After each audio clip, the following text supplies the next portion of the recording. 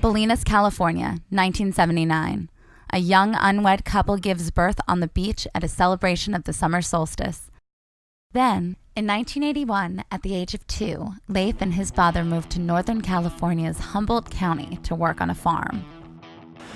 I would not say that my father grew drugs. I would say my father grew plants. Drugs are synthesized with chemicals. Plants are natural with nature. Blaze Days magazine awarded Leif's father the distinction of Face Melter of the Month, a record 4 times between 1982 and 1984. The notoriety brought in enough money to support Leif's mother, still in Bolinas, and to make substantial investments in certain burgeoning computer companies. In 1985, though, the FBI decided it was best for Leif to return to his mother. Fact. Marijuana is only illegal because of smear campaigns launched by the oil, cotton, and alcohol lobbies because they were afraid of what hemp could do. And because money controls government. Wikipedia. At the age of 6, returning to the San Francisco Bay Area, a whole world of culture and counterculture was introduced. Reaganism, for whatever reason, was at its height in the 1980s. But San Francisco was a stronghold for liberalism and free thought. I think it's definitely helped shape my vessel. Since his birth, Leif has seldom been without Marty Silver, his manager and guru. In 1978, I sold everything I had and traveled to California. I kept watch over him, took him to parties, taught him how to smoke bong, that sort of thing. Becoming his manager was a natural follow. There exists no formal contract between Leif and I, only a bonding that perhaps no power can break. Leif's mother and father were never married and had always enjoyed an open relationship. Love doesn't believe in cages. Catalina Garrison, well, she started working at the Fillmore Auditorium out in San Francisco, and she dated just around everybody who came through.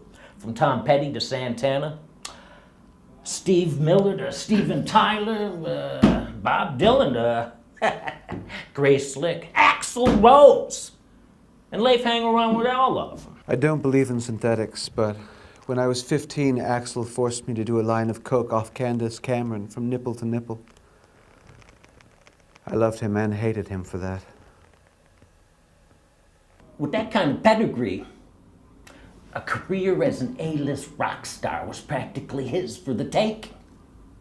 I was born in the surf as a group on the beach were singing a beautiful chord, a G minor.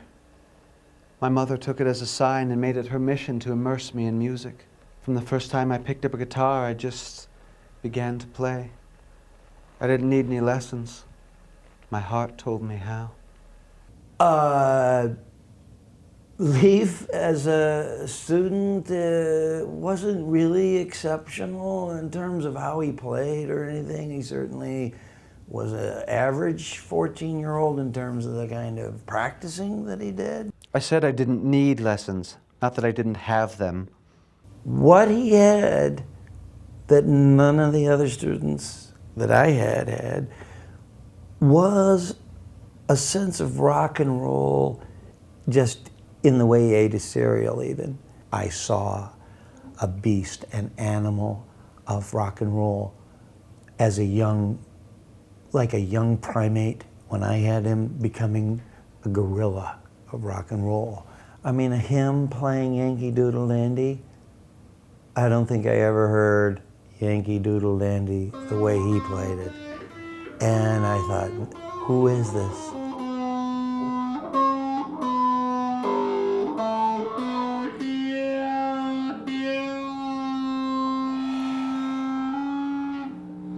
It's just a little something I'm working on. And when we come back, What is it about Leif Garrison?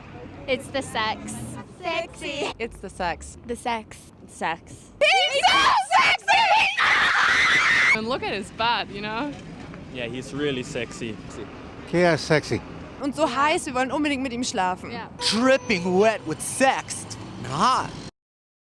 Leif Garrison. project.